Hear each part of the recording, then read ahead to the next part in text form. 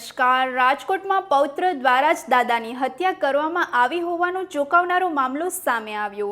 સમગ્ર ઘટનાને લઈને એસીપી આર.એસ. બારિયાએ મહત્વપૂર્ણ ખુલાસો કર્યો.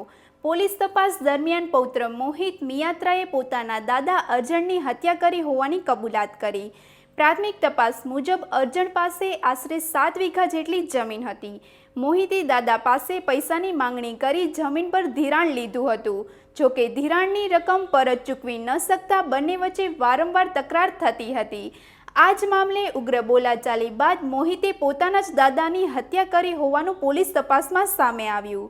આ સમગ્ર મામલે રાજકોટ શહેર પોલીસ દ્વારા વધુ તપાસ હાથ ધરાઈ. વધુ સમાચાર માટે જોડાયેલા રહો આરપી ગુજરાત ન્યૂઝ રાજકોટ. તારીખ 25/5/2026ના રોજ સરકારી હોસ્પિટલથી એક એમએલસી આવેલી, જેમાં અરજણભાઈ દેવદાનભાઈ મિયાત્રા ઉંમર વર્ષ 73 મરણ જાહેર કરેલો.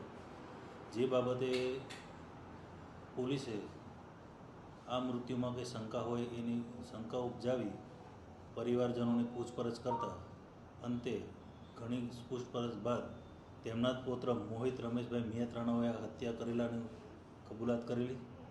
જે બનાવ એ રીતે છે કે આ અરજણભાઈ દેવદાનભાઈ મિયાત્રા છે, જે એમના દાદા થાય છે, જેઓની જમીન તમાચણ ગામ છે, ત્યાં 7 વીઘા જેવી જમીન છે. એ જમીનમાં એમનો આ પુત્ર જે છે મોહિત, એને એવું કીધું કે દાદા મને થોડી વાવવા આપો, ને વાવવા માટે આપેલી તે દરમિયાન કીધેલું કે મને પૈસાની જરૂર છે, થોડા પૈસા આપો. એથી દાદાએ કીધેલું કે એક કામ કરતું આ જમીન ઉપર ધિરાણ લઈ લે, અને ધિરાણ લઈને પછી તું તારે જમીન વાવ. તો આ એમના જે પૌત્ર મોહિત છે એને 2.5 લાખ રૂપિયા ધિરાણ લીધેલું. ધિરાણ લીધા બાદ એ પોતે 1,54,000 જ ચૂકવી શકેલો. એના બાદ એ પૈસા ધિરાણના ચૂકવી શકેલો નહીં.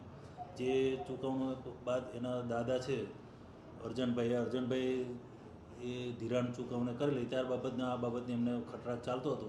એ બાબતનું મનદુખ રાખી અને 25 તારીખના રોજ આ બે વચ્ચે ઝઘડો થતા આ મોહિતભાઈ છે એ એમના ઘરે જઈ અને ઝઘડો કરી અને બોથર પદાર્થમાં એમને પાવર બ્લોક આવે પથ્થરનો બ્લોક તથા લોખંડનું ટેબલ છે જે માથાના ભાગે મારી અને જેઓનું મૃત્યુ નિપજાવેલું છે. અને જેઓની હાલ ધરપકડ કરવામાં આવેલી છે અને હાલ તપાસ ચાલુ છે અને રિમાન્ડ લેવાની કાર્યવાહી ચાલુમાં છે. પ્રથમ છે તે હોસ્પિટલ લાવ્યો હતો ત્યારે કંઈક એને બેભાન થઈ ગયા છે અને પીએમ નથી કરાવવા બધી વાતચીત કરી પોલીસની. એ બાબતે જે પોતાનો પૌત્ર છે કે મારે પીએમ નથી કરાવવું, બેભાન થઈ ગયેલા છે, એ બાબતે તે જણાવેલું. પણ તેમ છતાં માથામાં ભાગે બોથડ પદાર્થની ઈજાઓ દેખાઈ આવતી હોય, જેથી પોલીસે આ બાબતે તેમના જમાઈ હરિભાઈ મીરાવણભાઈ મકવાણા, જેઓને ફરિયાદ લઈ અને ખૂનની ગુનાની કલમ ઉમેરી અને પછી આગળ તપાસ હાથ ધરેલી છે.